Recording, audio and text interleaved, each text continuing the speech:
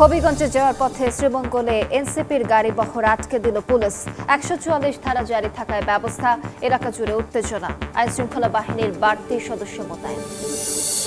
দিন দিন কমছে গ্যাসের সরবরাহ, কারখানার উৎপাদন ব্যাহত, বাসাবাড়ি ও সিএনজি স্টেশনেও তীব্র সংকট। নোয়াখালী সেনবাগে নতুন কূপে আসার আলো, ৪৫ দিনে শেষ হবে খনন কাজ। সাজ্জাদ বাহিনীর হাত ধরে চট্টগ্রামে ত্রাসের রাজত্ব গড়ে শীর্ষ সন্ত্রাসী ডেভিড ইমন বেশ পরিবর্তন করেও হয়নি শেষ রক্ষা।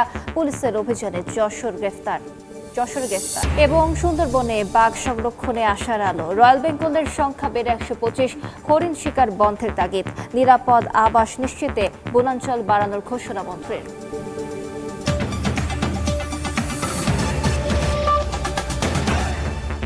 বাংলা সময়ের সঙ্গে আছি আমি আলিশা ইসলাম। ঘোষিত বিক্ষোভ কর্মসূচি পালনে মৌলভীবাজার থেকে হবিগঞ্জ যাওয়ার পথে শ্রীমঙ্গলে এনসিপি নেতাদের গাড়িবহর আটকে দিয়েছে প্রশাসন। বিষয়টি নিশ্চিত করে এনসিপির মিডিয়া সেল জানায়, হবিগঞ্জে জুলাই পদযাত্রায় হামলার প্রতিবাদে ঘোষিত বিক্ষোভ কর্মসূচি পালনে ১৪৪ ধারা জারির মধ্যেই সেখানে যাচ্ছিলেন জাতীয় নাগরিক পার্টির কেন্দ্রীয় নেতারা। পথে শ্রীমঙ্গলের চা কন্যা এলাকায় পুলিশ গাড়িবহর আটকে দেয়, এতে ছড়িয়ে পড়ে উত্তেজনা। এর আগে মৌলভীবাজার সার্কিট হাউস প্রাঙ্গণে এনসিপির মুখ্য সংগঠক সাজ্জুস আলম দাবি করেন, মঙ্গলবার হত্যার উদ্দেশ্যেই দেশীয় অস্ত্র নিয়ে হামলা চালানো হয়। আমাদেরকে প্রথমে মৌলভীবাজার তারা বাধা দিয়েছে, তারপরে কয়েক দফায় বালুচরা এবং আমরা এখানে এসে পুলিশ সর্বশেষ আটকিয়ে রেখেছে এবং তার পিছিয়ে ছাত্রদলের শত শত সন্ত্রাসীরা আছে। আমাদের কথা যেহেতু ১৪৪ ধারা জারি করেছে, আমরা আইন শৃঙ্খলার পরিবেশ বা সব কিছুকে সহযোগিতা করে আমরা আমাদের বলেছি, আমরা শুধু যাবো, মামলা দায়ের করবো, আহতদের দেখবো, তাদের পরিবারের সাথে সাক্ষাৎ করে আমরা চলে আসবো। এদিকে হবিগঞ্জে জুলাই পদযাত্রায় সংঘর্ষ ঘিরে এনসিপি ছাত্রদলের পাল্টাপাল্টি বিক্ষোভ কর্মসূচিতে তৈরি হয়েছে উত্তেজনা। পরিস্থিতি স্বাভাবিক রাখতে পৌর এলাকায় অনির্দিষ্টকালের জন্য ১৪৪ ধারা জারি করেছে প্রশাসন। অপ্রীতিকর পরিস্থিতি এড়াতে মোড়ে মোড়ে মোতায়েন রয়েছে পুলিশের একাধিক দল। এনসিপি ও ছাত্রদলের পাল্টাপাল্টি বিক্ষোভ কর্মসূচিকে ঘিরে পৌর এলাকায় সভা সমাবেশ নিষিদ্ধ করে অনির্দিষ্টকালের জন্য ১৪৪ ধারা জারি করেছে প্রশাসন। বুধবার সকাল থেকে পৌর এলাকায় বিরাজ করছে থমথমে পরিবেশ। যে কোনো ধরনের অপ্রীতিকর পরিস্থিতি এড়াতে মোড়ে মোড়ে মোতায়েন রয়েছে পুলিশের একাধিক দল। জনমনে বিরাজ করছে আতঙ্ক। ১৪৪ ধারা জারি করেছে, এখন এটা তো আমরা শিক্ষার্থী যারা আছে তাদের জন্য সমস্যা হইতেছে। আমরা তো নিরাপত্তা সংকটে ভুগতেছি। আমরা শান্তি শৃঙ্খলা যেভাবে চলতে পারি, প্রশাসনের দৃষ্টি আকর্ষণ করে বলছি যে আমরা একটা ভালো ব্যবস্থা করে দেন। সভা সমাবেশ নিষিদ্ধ হলেও বিক্ষোভ কর্মসূচি পালনে মরিয়া এনসিপি। ১৪৪ ধারা জারি করছে, আমরা এটা নিন্দা জানাই। আমরা এই সমাজে আমাদের উপরে ন্যাক্কারজনক হামলার প্রতিবাদে যদি আমরা গণতান্ত্রিক প্রতিবাদ না করতে পারি, এটা তো ঠিক না। উস্কানিমূলক কিছু করলে দাঁত ভাঙা জবাব দেওয়ার হুঁশিয়ারি দিয়েছে ছাত্রদল। এখানে যদি কোনো সংগঠন যদি উচ্ছৃঙ্খলতা করতে চায় এবং সৌজন্যবোধটা নষ্ট করতে চায়, সেক্ষেত্রে বাংলাদেশ জাতীয়তাবাদী ছাত্রদল অতীত রাজপথে ছিল, বর্তমানে রাজপথে আছে। মঙ্গলবার জুলাই পদযাত্রা কর্মসূচিতে সংঘর্ষে আহত হন এনসিপির বেশ কয়েকজন। এই ঘটনায় ছাত্রদলকে দায়ী করেন দলটির মুখ্য সংগঠক সার্জিস আলম। তবে অভিযোগ অস্বীকার করে জেলা ছাত্রদলের সভাপতি রাজীব আহমেদ রিঙ্কন দাবি করেন, উস্কানিমূলক বক্তব্য দিয়ে সাজানো নাটক মঞ্চস্থ করেছে এনসিপি। সময় সংবাদ, হবিগঞ্জ। এই মুহূর্তে হবিগঞ্জে আছেন রিপোর্টার রাশেদ আহমদ খান। ১৪৪ ধারা জারির সবশেষ খবর জানতে সরাসরি যাচ্ছি তার কাছে। মানুষ গতকাল হবিগঞ্জে এনসিপি নেতাকর্মীদের উপর হামলার ঘটনার পর আজ হবিগঞ্জে এনসিপি এবং যুবদল ছাত্রদলের পাল্টাপাল্টি কর্মসূচিকে ঘোষণা করে সকাল থেকে এখানে ১৪৪ ধারা জারি করা হয়েছিল, যে কারণে হবিগঞ্জের যে সাধারণ মানুষ সেখানে একটি উদ্বেগ উৎকণ্ঠায় ছিলেন যে কখন কোন ধরনের ঘটনা ঘটে। আমরা জেনেছিলাম যে গতকাল হবিগঞ্জে জুলাই পদচারণা হিসেবে হবিগঞ্জে 2টি প্রোগ্রাম ছিল এনসিপির। প্রথমে আজমেরীগঞ্জে দুপুরে প্রোগ্রাম ছিল। এই প্রোগ্রাম শেষ করে এনসিপি নেতারা সার্জিস আলম পাটোয়ারি সহ এনসিপি নেতারা চলে আসেন হবিগঞ্জ শহরে। হবিগঞ্জ শহরে টাউন হলে একটি প্রোগ্রাম ছিল, এই প্রোগ্রামেও তারা বক্তব্য রাখেন এবং এই বক্তব্যে তারা হবিগঞ্জের মেয়র এবং হবিগঞ্জের সাবেক মেয়র এবং বর্তমান হুইপ জিকে ঘোষ এবং তারেক রহমানকে নিয়ে তারা বিভিন্ন সমালোচনা করেন, যে কারণে একটি গ্রুপ উত্তেজিত হয়ে পড়ে এবং টাউন হল থেকে যখন তারা প্রোগ্রাম শেষ করে সার্জিস আলম পাটোয়ারি সহ প্রোগ্রাম শেষ করে তারা যাচ্ছিল, তখন তাদের উপর হামলা হয় এবং এই হামলার ঘটনায় আজকে প্রতিবাদ সমাবেশ ছিল। তো এই কারণে আজকে সারাদিন উদ্বেগ উৎকণ্ঠা ছিল মানুষ। সর্বশেষ যে 4টার দিকে হবিগঞ্জে মৌলভীবাজার থেকে হবিগঞ্জে আসার কথা ছিল নাহিদ সার্জিস সহ যে এনসিপির যে কেন্দ্রীয় নেতারা, কিন্তু শ্রীমঙ্গলের শেষ সীমানায় হবিগঞ্জের সীমানার আগে এখানে তাদেরকে আটকে দিয়েছে পুলিশ। এবং আমরা যতটুকু জেনেছি যে এখানে পুলিশ এবং এনসিপি নেতাদের সাথে কয়েক ঘন্টা এখানে বাকবিতণ্ডা হয় এবং এখন পর্যন্ত তারা পুলিশের ব্যারিকেড পার হয়ে হবিগঞ্জে আসতে পারেন নাই। আমরা দেখেছি যে আসলে এখানে যে সার্জিস আলম সহ হবিগঞ্জের যারা ছিলেন তারা জানিয়েছেন যে পুলিশকে জানিয়েছেন যে তারা একটি মামলা করতে তারা হবিগঞ্জে আসবেন, তারা কোনো আইনশৃঙ্খলা অবনতি ঘটাবেন না এবং পুলিশের বক্তব্য ছিল তাদের এখানে হবিগঞ্জে ঢুকলে তাদের নিরাপত্তা থাকবে না, যে কারণে তারা তাদেরকে যেতে দিচ্ছেন না। তো এই ছিল আজকে হবিগঞ্জের এনসিপির সর্বশেষ খবর।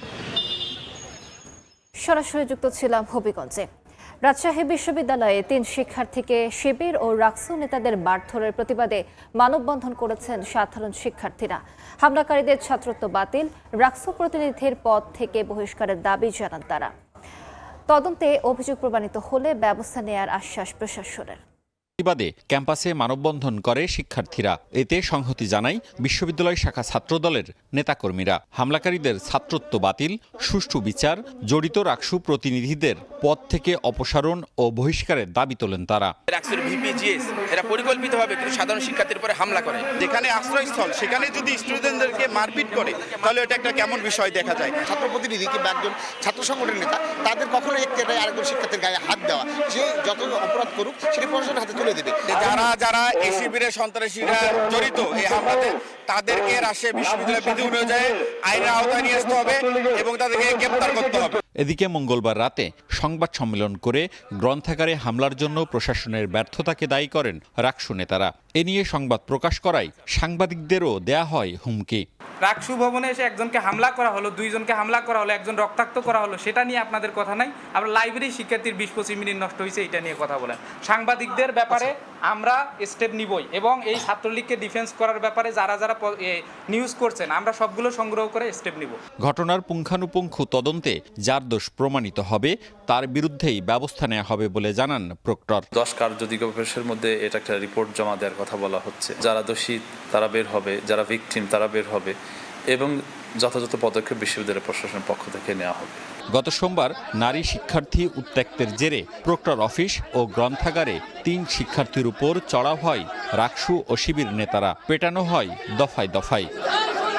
মওদুদ রানা, সময় সংবাদ, রাজশাহী। 1 সপ্তাহ ধরে তীব্র গ্যাস সংকটে কলকারখানার উৎপাদন ব্যাহত হচ্ছে। সবচেয়ে ক্ষতিতে পোশাক কারখানা, ডাইং ও নিটিং শিল্প। পর্যাপ্ত গ্যাসের চাপ না থাকায় উৎপাদন কমিয়ে দিয়েছে অনেক কারখানা। আবার কোথাও কোথাও অলস সময় কাটছে শ্রমিকদের। বাসাবাড়ি ও সিএনজি ফিলিং স্টেশনেও কমেনি ভোগান্তি। 8-10 দিনের মধ্যে সংকট নিরসনের আশা তিতাস গ্যাস কর্তৃপক্ষের।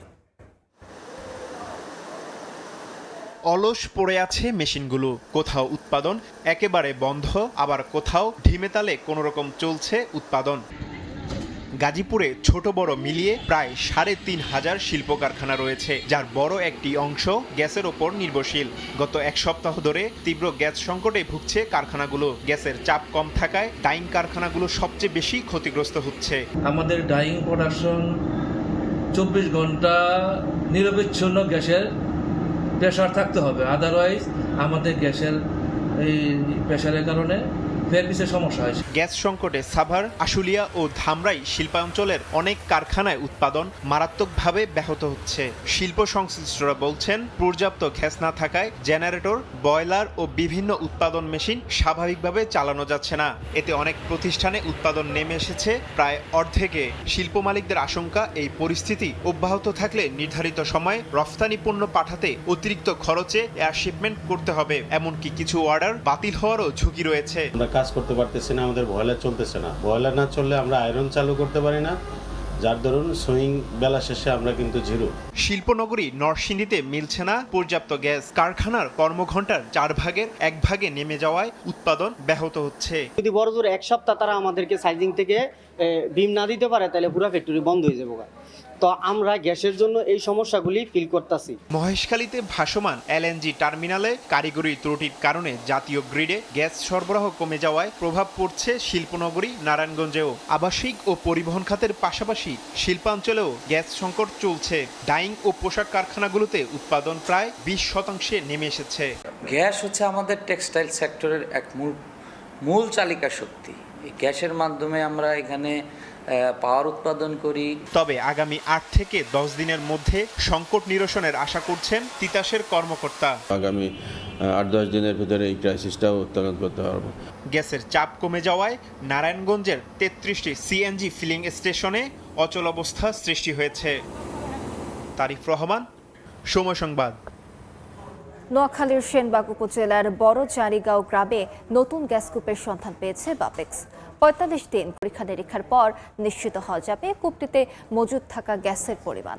সফলভাবে খনন সম্পন্ন হলে প্রতিদিন এখান থেকে 7 মিলিয়ন ঘনফুট গ্যাস জাতীয় গ্রিডে যুক্ত হতে পারে বলে আশা করা হচ্ছে।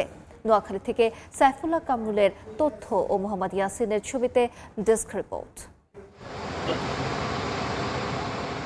চলমান সংকটের মাঝে শুরু হলো নতুন গ্যাসকূপের খনন কার্যক্রম। দুপুরে নোয়াখালীর সেনবাগের বড়চারিগাঁও গ্রামে কূপটি খনন শুরু করেন রাষ্ট্রায়ত্ত প্রতিষ্ঠান বাপেক্স। সুন্দরপুর 4 নামে এই কূপে প্রাথমিকভাবে মাটির 1550 মিটার নিচ পর্যন্ত খনন করা হবে। জাতীয় গ্রিডের পাশাপাশি সেনবাগের মানুষ যাতে গ্যাসের সুফল পায় তা নিশ্চিত করার দাবি স্থানীয়দের। আমাদের এলাকায় সেনবাগে যে গ্যাস পাইছে আমরা এতে খুশি। আমাদের একটা আবদার থাকবে, আমাদের এলাকাবাসী যেন গ্যাসটা পায়। জাতীয় গ্রিডে যা যাওয়া যাবে, বাকিটা যেন আমাদের এই অঞ্চলের মানুষ অন্তত তারা গ্যাস পায়। এটা আমাদের সংসদ সদস্য মহোদয়ের মাধ্যমে এটা আমি অনুরোধ জানাই। বাপেক্স জানায় 45 দিনের মধ্যে খনন কাজ শেষ করে 15 দিনের ড্রিল স্টিম টেস্ট বা ডিএসটি পরীক্ষার পরই জানা যাবে কূপে মজুদ থাকা গ্যাসের পরিমাণ। এখান থেকে প্রতিদিন অন্তত 7 মিলিয়ন ঘনফুট গ্যাস জাতীয় গ্রিডে যুক্ত হতে পারে বলে আশা করা হচ্ছে। আমাদের টার্গেট আছে এটা 1600 মিটার ড্রিল করবো 1361 মিটার থেকে। পরবর্তীতে আমরা ডিএসটির মাধ্যমে গ্যাস প্রাপ্তি সেটা আমরা ফাইন্ড আউট করতে পারবো যে কি মান গ্যাস আমরা এখানে উৎপাদনে যেতে পারবে। দেশে চলমান জ্বালানি সংকটের মধ্যে স্থলভাগে গ্যাস পাওয়ার খবরকে আশাব্যঞ্জক বলছেন সংশ্লিষ্টরা। এখান থেকে কি পরিমাণ গ্যাস উত্তোলন সম্ভব তা জানতে অপেক্ষা করতে হবে অন্তত 2 মাস। সময় সংবাদ, নোয়াখালী। বাংলা সময় আরো থাকছে। বগুড়া সিটি কর্পোরেশনের প্রথম বাজেটে বরাদ্দ 1417 কোটি টাকা। বাড়েনি বসত বাড়ির কর, উন্নয়ন, যানজট নিরসন, বর্জ্য ব্যবস্থাপনা ও মশক নিধনে অগ্রাধিকার। ভারতে পালিয়ে যাওয়ার সময় যশোরের ঝিকরগাছা থেকে শীর্ষ সন্ত্রাসী ডেভিড ইমনকে গ্রেফতার করেছে পুলিশ। হত্যা মামলা সহ 15টি মামলার আসামি সে। চট্টগ্রামের আন্ডারওয়ার্ল্ডের শীর্ষ সন্ত্রাসীকে গ্রেফতারে সাধারণ মানুষের মাঝে ফিরেছে স্বস্তি। আন্ডারওয়ার্ল্ডের আতঙ্কের নাম ডেভিড ইমন। পুলিশের তালিকায় চট্টগ্রামের শীর্ষ সন্ত্রাসী সে। কিছুদিন আগে চট্টগ্রামে একটি ইন্টারনেট সেবা প্রতিষ্ঠানের মালিকের কাছে 2 কোটি টাকা চাঁদা চেয়ে 2 দিনের সময় বেঁধে দিয়েছিল সে। নির্ধারিত সময়ে চাঁদা না পাওয়ায় তার নির্দেশে চন্দনপুরার ওই ইন্টারনেট অফিসে সশস্ত্র হামলা চালানো হয়। এরপর নতুন করে আবারও আলোচনায় ডেভিড ইমনের নাম। ইন্টারনেট সেবাদাতা প্রতিষ্ঠান থেকে মাসে কোটি টাকা চাঁদা আদায় করেছে ডেভিড ইমনের বাহিনী। বিশেষ করে অক্সিজেন, মুরাদপুর, জিসির মোড়, বাইজিদ বোস্তামি এলাকা ও পাঁচলাশের প্রতিটি কোম্পানির মালিককে হুমকি দিয়ে এই চাঁদা আদায় করা হয়। এছাড়া 2025 সালের 30শে মার্চ বাকলিয়ায় জোড়া খুন, একই বছরের 23শে মে নগরীর পতেঙ্গা সমুদ্র সৈকত এলাকায় সন্ত্রাসী ঢাকাইয়া আকবর হত্যা মামলা সহ অন্তত 15টি মামলার আসামি এই ইমন। শীর্ষ সন্ত্রাসী সাজ্জাদ, ডেভিড ইমন, রায়হান, এদের প্রতি আমরা অনেকদিন ধরে চট্টগ্রাম জেলা পুলিশ তথ্য সংগ্রহ করছে। তারা দীর্ঘদিন ধরেই চট্টগ্রাম জেলা পুলিশের গোয়েন্দা নজরদারিতে ছিল। গোয়েন্দা তথ্যের ভিত্তিতে ভারতে পালিয়ে যাওয়ার সময় শীর্ষ সন্ত্রাসী ডেভিড ইমন ধরা পড়েন পুলিশের জালে। যশোর থেকে গ্রেফতার করা হয় তাকে। তাদের সঙ্গে প্রাথমিকভাবে কথা বলে আমরা যেটা জানতে পেরেছি যে তারা এই পথ দিয়ে ইন্ডিয়াতে যাবার একটা চেষ্টা করেছিল। পরবর্তীতে আমরা চট্টগ্রাম জেলা পুলিশের অফিসারদের কাছে তাদেরকে হস্তান্তর করেছি। তার গ্রেফতারের খবরে স্বস্তি ফিরেছে চট্টগ্রামের সাধারণ মানুষের মাঝে। অপরাধী অ্যারেস্ট হয়েছে, এটা অবশ্যই ভালো বিষয়। আতঙ্কবিধ ছিল মানুষ, কারণ এখানে মানুষজন ওর কারণে একটু শান্তি থাকতে পারতেছে নাকি। মোবারক হোসেন ওরফে ডেভিড ইমন চট্টগ্রামের ফটিকছড়ি উপজেলার কাঞ্চননগর এলাকার বাসিন্দা। পার্থপ্রতিম বিশ্বাস, সময় সংবাদ, চট্টগ্রাম। বগুড়া সিটি কর্পোরেশন হওয়ার পরেই ঘোষণা করা হলো মেগা বাজেট। বসতবাড়ির ওপর নতুন কোনো কর না বাড়িয়ে প্রথম অর্থবছরের জন্য বাজেট ধরা হয়েছে 1417 কোটি 43 লাখ টাকা। উন্নয়ন, যানজট নিরসন, বর্জ্য ব্যবস্থাপনা, পরিবেশ সংরক্ষণ ও পর্যটন বিকাশকে অগ্রাধিকার দেওয়া হয়েছে। শাহাদুল ইসলামের ক্যামেরায় আব্দুল আওয়ালের রিপোর্ট। বগুড়াবাসীর বহুল প্রত্যাশিত সিটি কর্পোরেশন হওয়ার পর এখন উন্নয়নের পালা। বিভিন্ন বিষয়কে সামনে রেখে প্রকল্প নির্ভর বাজেট ঘোষণা করেছেন প্রশাসক। 1417 কোটি 43 লাখ 52 হাজার টাকার বাজেট প্রকল্প খাত থেকে সম্ভাব্য আয় ধরা হয়েছে 680 কোটি টাকা এবং বার্ষিক উন্নয়ন কর্মসূচি বা এডিপি থেকে 616 কোটি 50 লাখ টাকা।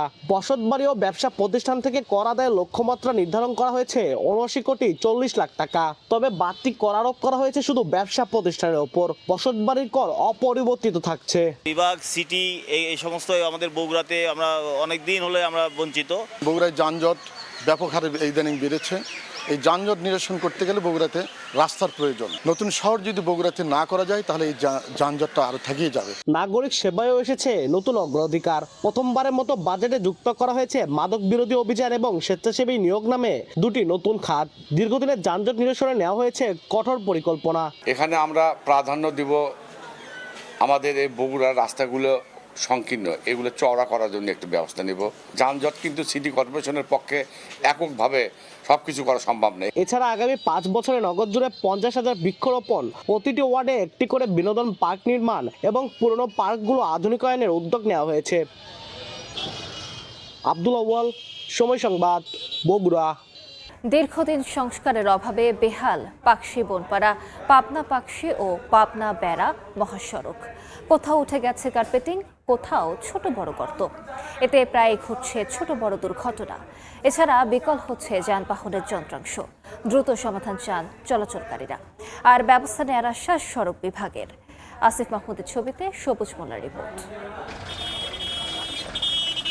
খানাখন্দে ভরে গেছে সড়ক, বৃষ্টিতে তৈরি হয় জলাবদ্ধতা, হেলে তুলে ঝুঁকি নিয়ে চলছে যানবাহন। দীর্ঘদিন সংস্কারহীন পাবনার পাকশি বনপাড়া মহাসড়ক। কোথাও উঠে গেছে কার্পেটিং, কোথাও ছোট বড় গর্ত। গাড়ির পাতি ভেঙে যায়, চাকা বাস্ট করে, রিমের থালি ভেঙে যায়। প্রতিদিনই মানুষ অ্যাক্সিডেন্ট হচ্ছে, কারোর হাত ভাঙতেছে, কারোর পা ভাঙতেছে। এই রোডের যে অবস্থা, বৃষ্টি হলে চলাই যায় না। ধুলার কারণে দেখেন আশেপাশের বাড়িঘরগুলা মানুষ না থাকার উপযোগী আর কি। তবে শিগগিরই ব্যবস্থা নেওয়ার আশ্বাস সড়ক বিভাগের। যে সকল অংশ ক্ষতিগ্রস্ত রয়েছে সে সকল অংশ আমরা সংস্কার কাজ শুরু করছি। বর্তমানে বর্ষাকাল চলমান রয়েছে, বর্ষাকাল শেষ হওয়া মাত্রই স্থায়ীভাবে সড়ক সংস্কার শুরু হবে। পাবনা জেলার 3টি মহাসড়কে প্রতিদিন ছোট বড় অন্তত 30,000 যানবাহন চলাচল করে। সবুজ মোল্লা, সময় সংবাদ, পাবনা। একদিকে ভারত সীমান্ত ঘেঁষা সর্বনাশা পদ্মা, অন্যদিকে কাঁচা রাস্তা। এই দুই দুর্ভোগে এক বিচ্ছিন্ন জনপদে চাঁপাইনবাবগঞ্জের 3টি ইউনিয়নের প্রায় 1.5 লাখ বাসিন্দা। প্রায় মাত্র 2 কিলোমিটার সড়ক ও পদ্মার শাখা মরা নদীতে একটি সেতু না থাকায় চরম ভোগান্তিতে রোগীরা। অন্যদিকে উৎপাদিত পণ্য কম দামে বিক্রি করায় ক্ষতিগ্রস্ত হচ্ছেন কৃষকেরা। দফায় দফায় আবেদনের পরও মিলছে না সমাধান। বিস্তারিত শাহজাহান আলীর ছবিতে জাহাঙ্গীর আলমের রিপোর্টে। 3টি ইউনিয়নের চলাচলের একমাত্র পথ পিঠালীতলা বাগানপাড়া সড়ক। 2 কিলোমিটার কাঁচা সড়কই আটকে আছে চাঁপাইনবাবগঞ্জ সদর উপজেলার দেবীনগর, আলাতুলি ও শাহজাহানপুর ইউনিয়নের অন্তত 20 গ্রামের 1.5 লাখ মানুষের জীবন জীবিকা। মরা নদীতে সেতু ও কাদামাটির কাঁচা সড়কের কারণে উন্নয়ন বঞ্চিত ভারতীয় সীমান্ত ঘেঁষা পদ্মা নদীর তীরবর্তী এলাকার বাসিন্দারা। 5 মিনিটের পথ পাড়ি দিতে সময় ব্যয় হয় 40 থেকে 45 মিনিট। সবচেয়ে বেশি ভোগান্তিতে প্রসূতি নারী ও রোগীরা। চিকিৎসার অভাবে গত কয়েক বছরে অন্তত 20 জন প্রসূতি নারী ও সাপে কাটা রোগীর মৃত্যু হয়েছে। জায়গায় জায়গায় আবার এতখানি করে গর্ত হয়ে গেছে যে এখন চলাচল করতে মানুষের অসুবিধা হয়ে গেছে। তাড়াতাড়ি যে একটা চিকিৎসার ব্যবস্থা করবে, ডাক্তার কাছে যাবে, হাসপাতালে যাবে, সেটাও কিন্তু হচ্ছে না। আমাদের কষ্টের সীমা নেই, আমাদের কষ্ট দেখার কেউ নাই। এসব গ্রামে অন্তত 5টি প্রাথমিক বিদ্যালয়, 2টি মাদ্রাসা, 2টি উচ্চ মাধ্যমিক বিদ্যালয় রয়েছে। তবে সড়ক ও সেতুর অভাবে শিক্ষার্থী ঝরে পড়ার ঘটনা ঘটছে অহরহ। যাতায়াত ব্যবস্থা না থাকায় উৎপাদিত পণ্য বিক্রি করতে হয় কম দামে। মানুষ তো খুব জ্বালাতে পড়ে আছে। এই ব্রিজটার জন্য আমরা খুব চালাচ্ছি, তো পাইছি না। আমাদের অবস্থা খুবই নাজেহাল। অনুরোধ করছি যে আমরা যেন রাস্তাটা দেয়। জনদুর্ভোগ লাঘবে সড়ক ও সেতু নির্মাণের পরিকল্পনা গ্রহণ করা হয়েছে দাবি এলজিইডি ও স্থানীয় প্রশাসনের। 80 মিটার ব্রিজ সংযোগ সড়ক সহ একটা সেতু প্রস্তাবনা করা আছে। সেটা ডিপিপি প্রণয়নের মাধ্যমে আমরা ডিজাইন ভেটিংয়ের মাধ্যমে আমরা সেটা ভবিষ্যতে বাস্তবায়ন করার পরিকল্পনা রয়েছে। রাস্তাটি আইডিভুক্ত করে গ্যাজেট প্রকাশের কার্যক্রম এলজিইডি থেকে চলছে এবং এটি গ্যাজেটভুক্ত হলে খুব শীঘ্রই সেখানে একটি ব্রিজ সহ রাস্তাটি পাকাকরণের কাজ শুরু হবে। 3টি ইউনিয়নের 20টি গ্রামের প্রায় 1.5 লাখ মানুষ পিঠালীতলা ও বাগানপাড়া সড়কটি ব্যবহার করে। সময় সংবাদ, চাঁপাইনবাবগঞ্জ। কিশোরগঞ্জে 2টি বাস, সিএনজি চালিত অটোরিকশা ও ইজি বাইকের চতুর্মুখী সংঘর্ষে আহত হয়েছেন অন্তত 15 জন। গুরুতর আহত 5 জনকে উপজেলা স্বাস্থ্য কেন্দ্রে ভর্তি করা হয়েছে। সকালে ভৈরবের সিলেট বাস স্ট্যান্ড এলাকায় ঢাকাগামী দিগন্ত পরিবহনের একটি বাস নিয়ন্ত্রণ হারিয়ে সামনে থাকা সিএনজি চালিত অটোরিকশাকে ধাক্কা দেয়। পরে সেটি ধাক্কা দেয় সামনে থাকা সোহাগ পরিবহনের বাসকে। সোহাগ পরিবহন ধাক্কা দেয় সামনে থাকা একটি যাত্রীবাহী ইজি বাইকে। বাসের ধাক্কায় দুমড়ে মুচড়ে যায় ইজি বাইক ও সিএনজি চালিত অটোরিকশা। খবর পেয়ে ঘটনাস্থলে পৌঁছে দুর্ঘটনা কবলিত যানগুলো উদ্ধার করে পুলিশ ও ফায়ার সার্ভিস। গুরুতর আহত একজনকে উন্নত চিকিৎসার জন্য পাঠানো হয়েছে ঢাকা মেডিকেলে। কিশোরগঞ্জের পুকুরের পানিতে ডুবে ভাই বোনের মৃত্যু হয়েছে। স্বজনরা জানান, সকালে মিঠামইন উপজেলার খলাপাড়া গ্রামে বাড়ির পাশে পুকুর পাড়ে খেলা করছিল শিশু রিফাত মিয়া ও তার বোন সাফা আক্তার। এ সময় অসাবধানতাবশত সাফা পুকুরে পড়ে গেলে তাকে উদ্ধার করতে পানিতে নামে বড় ভাই রিফাত। দুজনে পানিতে তলিয়ে যায়। পরে তাদের উদ্ধার করে মিঠামইন উপজেলা স্বাস্থ্য কমপ্লেক্সে নিয়ে গেলে 2 শিশুকেই মৃত ঘোষণা করেন চিকিৎসক। ঝিনাইদহে আগুনে পুড়ে গেছে 7টি দোকান। ভোরে মহেশপুরের পৌর মার্কেটের একটি ফার্নিচারের দোকানে হঠাৎই আগুন লাগে। মুহূর্তেই তা আশপাশের দোকানেও ছড়িয়ে পড়ে।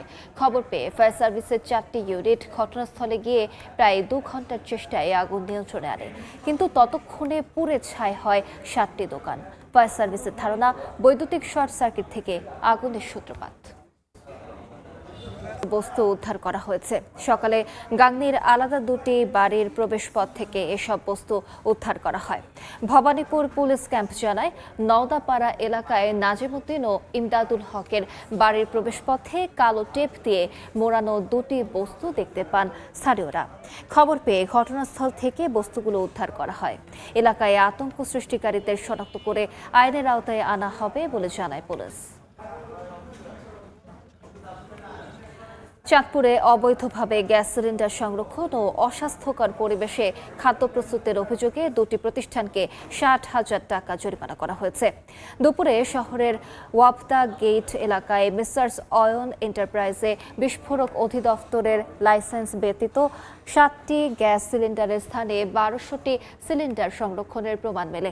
এর সঙ্গে মূল্য তালিকা না থাকা এবং অনুমোদিত ঠিকানায় ব্যবসা পরিচালনার অভিযোগে প্রতিষ্ঠানটিকে ৫০,০০০ টাকা জরিমানা করেন জাতীয় ভোক্তা অধিকার সংরক্ষণ অধিদপ্তরের সহকারী পরিচালক আব্দুল্লাহ আল ইমরান। অন্যদিকে কবি নজরুল সড়কে অস্বাস্থ্যকর পরিবেশে খাদ্যদ্রব্য সংরক্ষণের অভিযোগে মিষ্টির দোকান 1 মিনিটকে ১০,০০০ টাকা জরিমানা করা হয়।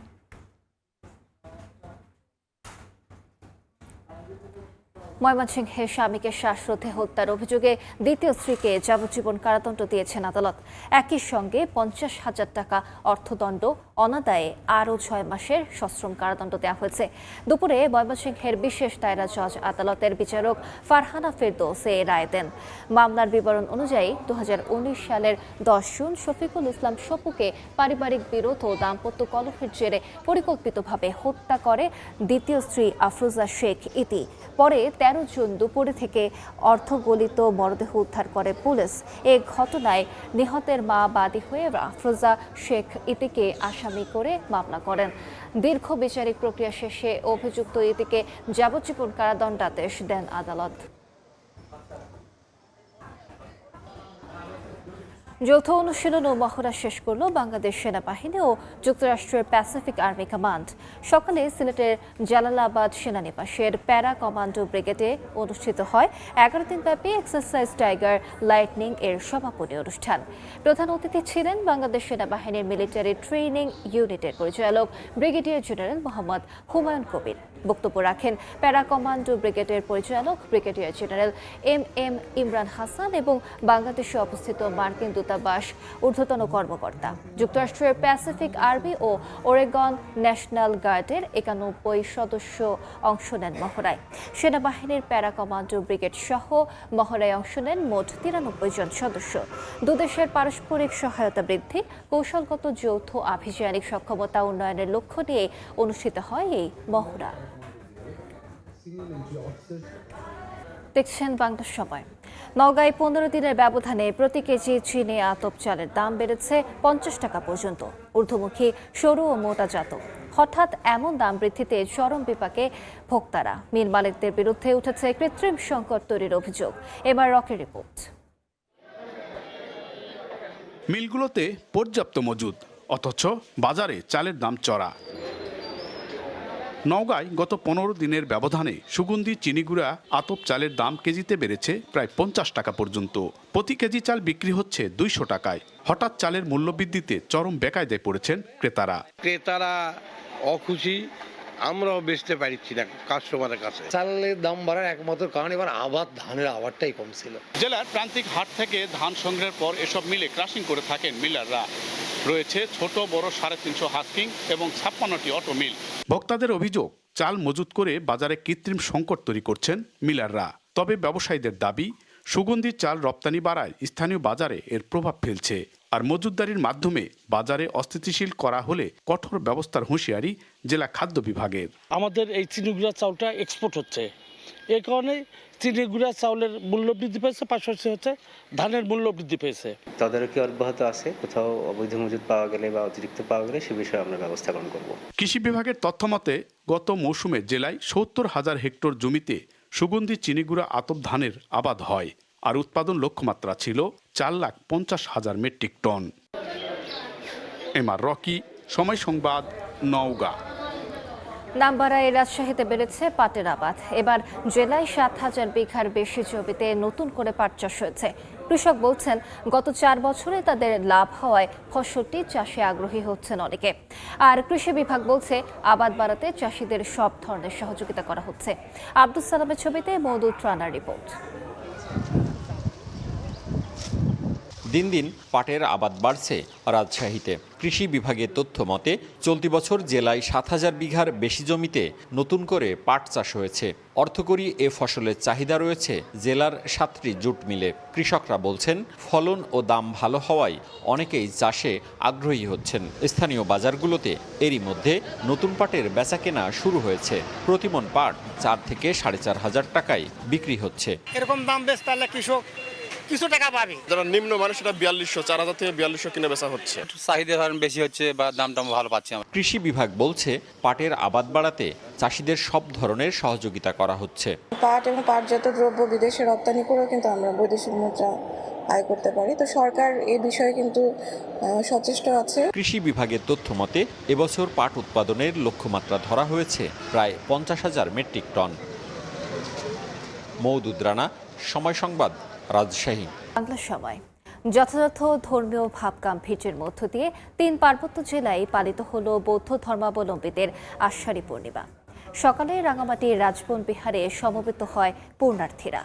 প্রদীপ প্রজ্বলন, বুদ্ধ পূজা, পঞ্চশীল অষ্টশীল গ্রহণ, শঙ্খদান, বুদ্ধ মূর্তি দানসহ পালন করা হয় নানা ধর্মীয় আচার। পরে সমবেত প্রার্থনায় অংশ নেন ভক্তরা। খাগড়াছড়িতে আষাঢ়ী পূর্ণিমা উপলক্ষে বিভিন্ন বৌদ্ধ বিহারে সমবেত প্রার্থনা ও ধর্মীয় অনুষ্ঠান পালন করা হয়। বৌদ্ধ ধর্মাবলম্বীদের মতে আষাঢ়ী পূর্ণিমায় রাজকুমার সিদ্ধার্থের মাতৃগর্ভে প্রতিসন্ধি গ্রহণ, গৃহত্যাগ এবং সারনাথে প্রথম ধর্ম দেশনা হয়েছিল। আষাঢ়ী পূর্ণিমা থেকে ভিক্ষুরা নিজ নিজ বিহারে শুরু করবেন বর্ষাবাস ব্রত পালন। ৩ মাসের ব্রত শেষ করে প্রবারণা পূর্ণিমায় বিহারে বিহারে পালিত হবে কঠিন জীবনদান।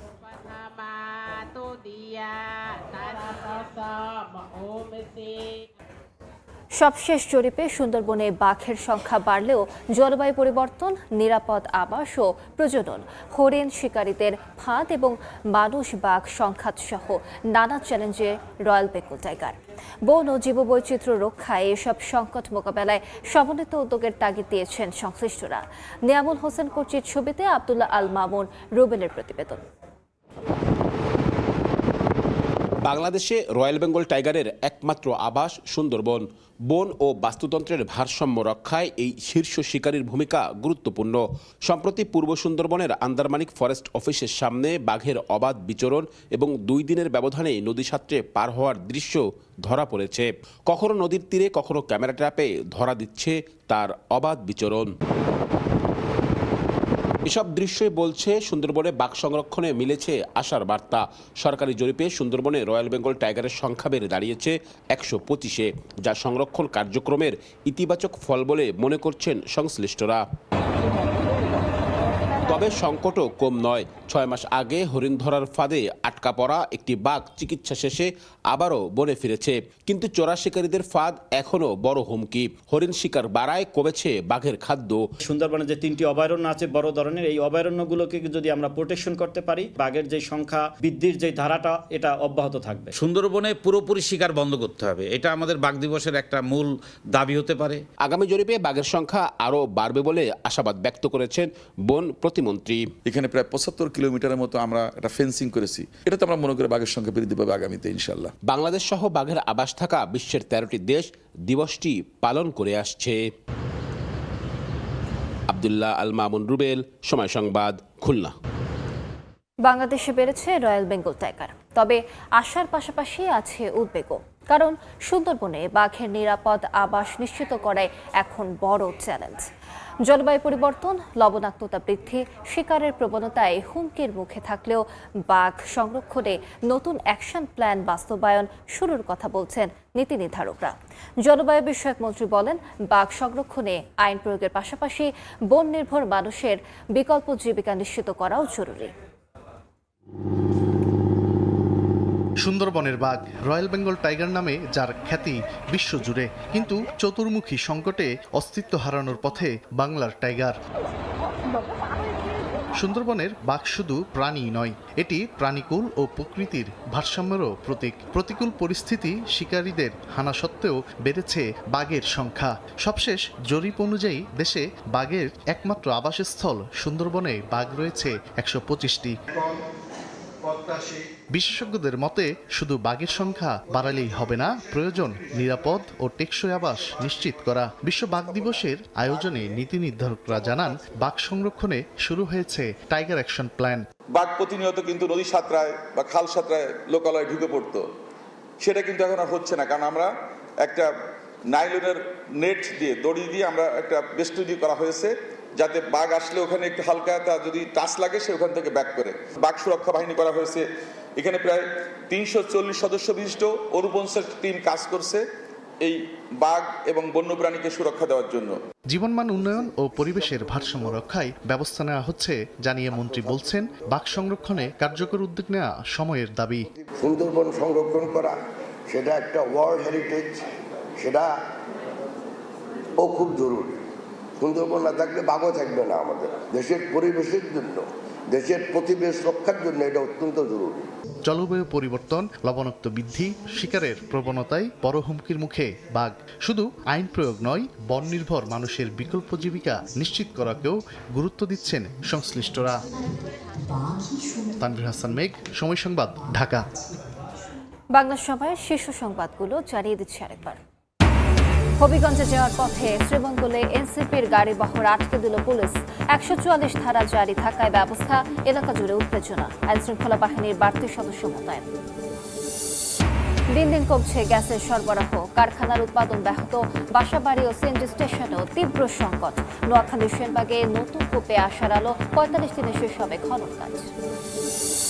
এবং সাজ্জাদ বাহিনীর হাত ধরে চট্টগ্রামে ত্রাসের রাজত্ব গড়ে শীর্ষ সন্ত্রাসী ডেভিড ইমন বেশ পরিবর্তন করেও হয়নি শেষ রক্ষা, পুলিশের অভিযানে যশোরে গ্রেফতার।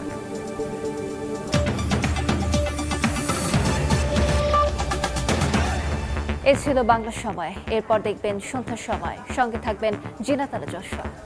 আলিশা, আপনাকে ধন্যবাদ। সন্ধ্যার সময় নিয়ে আসছি কিছুক্ষণ পর, সঙ্গেই থাকুন সময়ের।